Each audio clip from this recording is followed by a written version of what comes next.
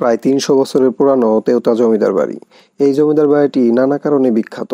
জমিদার বাড়িটি একদিকে যেমন বিদ্রোহী কবি কাজী নজরুল ইসলাম এবং প্রমীলা দেবী প্রেমের স্মৃতি বহন করছে, অন্যদিকে এই জমিদার পরিবারের এক সন্তান পশ্চিমবঙ্গ সরকারের স্বরাষ্ট্রমন্ত্রীর দায়িত্ব পালন করেছেন, আর এক সন্তান ভারতীয় উপমহাদেশের প্রথম যক্ষ্মারোগ বিশেষজ্ঞ হিসাবে ইতিহাসের পাতায় অমর হয়ে আছেন। সজীব আহমেদ ইউটিউব চ্যানেলে আজকের পর্বে তুলে ধরছি তেওতা জমিদার বাড়ির ইতিহাস। তেওতার ধনাঢ্য ব্যক্তি পঞ্চানন সেন 18 শতকে এই বাড়িটি নির্মাণ করেন, কিন্তু তিনি ঠিক কত সালে এই বাড়িটি নির্মাণ করেছেন তা জানা যায়নি। আসলে শুরুর দিকে এই বাড়ির প্রতিষ্ঠাতা পঞ্চানন সেন জমিদার ছিলেন না, এমনকি তার পূর্বপুরুষেরা কেউই জমিদার ছিলেন না। ইতিহাস থেকে জানা যায় 1740 সালে মানিকগঞ্জের বিখ্যাত দেশগুপ্ত পরিবারে পঞ্চানন সেন জন্মগ্রহণ করেন। ছেলেবেলায় পঞ্চানন সেনকে তেওতার মানুষ আদর করে পাঁচু সেন বলে ডাকত। খুব অল্প বয়সেই মারা যায় তার পিতা। এরপর থেকেই পাঁচু সেন বাল্যকাল খুব কষ্ট ও দরিদ্রের মধ্য দিয়ে অতিবাহিত করে থাকেন। তার ভাগ্য ফেরাতে পাঁচু সেন একদিন তেওতা ছেড়ে দিনাজপুরে চলে যান। সেখানেই কাটে তার শৈশব, কৈশোর এবং যৌবন। আসসালামু আলাইকুম, সবাই কেমন আছেন? আজকে আমি ঘুরতে চলে আসছি মানিকগঞ্জ জেলার শিবালয় উপজেলা তেওতা জমিদার বাড়ি। আমি জমিদার বাড়িটি ঘুরে দেখবো এবং আপনাদেরকেও ঘুরে দেখাবো, আর বর্তমান জমিদার বাড়ি কি অবস্থা আছে সেগুলো আপনাদের সামনে তুলে ধরবো। আর জমিদার বাড়ি সম্পর্কে অনেক ইতিহাস আছে, সেগুলো আমি আপনাদেরকে তুলে ধরার চেষ্টা করবো। তো আপনারা সম্পূর্ণ ভিডিওটি দেখতেই থাকুন। আমরা ঢাকার ইসে মহাসড়ক দিয়ে গ্রামের চোখ ধাঁধানো সুন্দর দৃশ্য আর প্রকৃতি দেখতে দেখতে পৌঁছে গেলাম তেওতা জমিদার বাড়ি।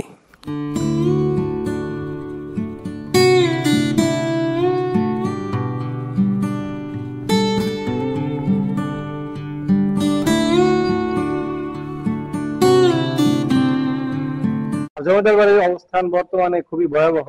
আর আমাদের যে বাংলাদেশের জমিদার বাড়ির ইতিহাস সেগুলা বিলুপ্ত হয়ে যাচ্ছে প্রায়।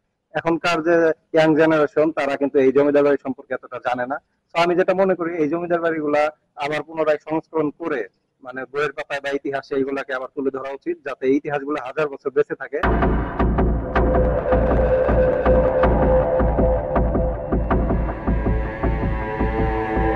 আমরা মানুষের মুখে শুনছি প্রতিটা জমিদার বাড়িতেই হচ্ছে মানে বিশেষ একটি জায়গা থাকে, মানে গোপন ঘর যেটা বলে। তো আমি ঘুরতে ঘুরতে আমার চোখে পড়লো যে এইখানে একটা সুড়ঙ্গের মতো আছে, দেখুন সুড়ঙ্গের মতো একটা জায়গা। এটা হচ্ছে মনে হয় এই জমিদার বাড়ির গোপন ঘর। তো সুন্দর একটা জমিদার বাড়ি। এই জমিদার বাড়িটিতে 55টা কক্ষ আছে। এখানে অনেকেই ঘুরতে আসে এবং আরো বেশি মানুষ ঘুরতে আসতো যদি জমিদার বাড়িটি মানে পরিষ্কার পরিচ্ছন্নতা থাকতো। এই দেখুন এই পাশে ওয়ালের মধ্যে একদম গোবর লেপে দিচ্ছে, কি একটা অবস্থা। আর প্রচন্ড রোদ উঠছে। এই দেখুন এই পাশে হচ্ছে গরু, মানে এটা মানুষ যাতা ভাবে ইউজ করতেছে, মিস ইউজ করতেছে, অনেকে অনেকভাবে ইউজ করে, নোংরা অবস্থা। যদি এটা সুন্দর করে পরিপাটি করা হয় তাহলে অনেক দর্শনার্থীরা এখানে ঘুরতে আসবে। দেখুন এই যে দেখুন যে কি পরিমাণ এখানে ময়লা। ফাইনালি ছাদে চলে আসছি।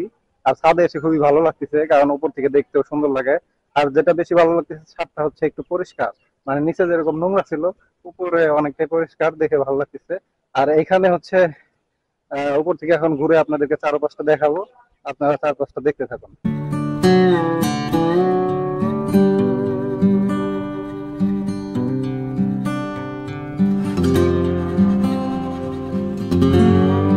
আমি আপনাদেরকে এতক্ষণ জমিদার বাড়ির উপর থেকে চারপাশের ভিউটা দেখালাম। ভিউটা অনেক সুন্দর, আশা করি আপনাদের ভালো লাগছে। এখন আমি নিচে চলে যাব, কারণ উপরে অনেক রোদ, বেশিক্ষণ থাকা যাবে না এখানে। যেটা খারাপ লাগবে সেটা হলো পরিবেশটা একটু নোংরা, মানে এটা জমিদার বাড়িটা অনেক পরিষ্কার পরিচ্ছন্ন। তো প্রশাসন যদি দৃষ্টি দিয়ে এই জমিদার বাড়িটা পরিষ্কার পরিচ্ছন্ন রাখে, এতে করে দর্শনার্থীদের জন্য ভালো হবে, ইয়াং জেনারেশন ইতিহাস সম্পর্কে জানতে পারবে। এই বিষয়টা আমার প্রশাসনের কাছে অনুরোধ। না, এটা আমি সবার সাথে একমত, কারণ জমিদার বাড়ির অবস্থাটা খুবই নোংরা, খুবই মানে বাজে অবস্থা। এটা যদি পরিষ্কার পরিচ্ছন্নতা রাখে তাহলে এখানে অনেক দর্শনার্থীরা ঘুরতে আসবে এবং এটা আমাদের মানিকগঞ্জের জন্য অনেক ভালো হবে, কারণ মানুষ যত ঘুরতে আসবে তত ইতিহাস সম্পর্কে জানতে পারবে।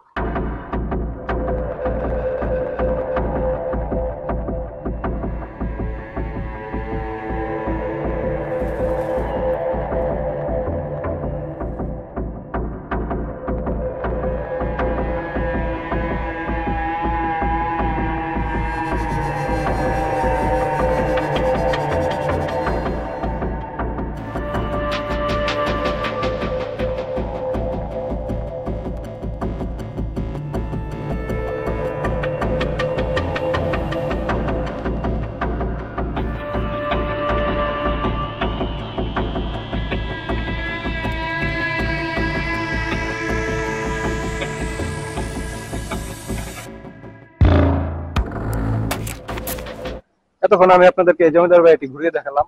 আশা করি আপনাদের জমিদার বাড়িটি ভালো লাগছে। আমি আজকের মতো বিদায় নেবো এই মানিকগঞ্জের কেওতা জমিদার বাড়ি থেকে। পরবর্তী দেখা হবে নতুন কোনো জায়গায় নতুন কোনো ভিডিও নিয়ে। সে পর্যন্ত সবাই ভালো থাকবেন, সুস্থ থাকবেন। আল্লাহ হাফেজ।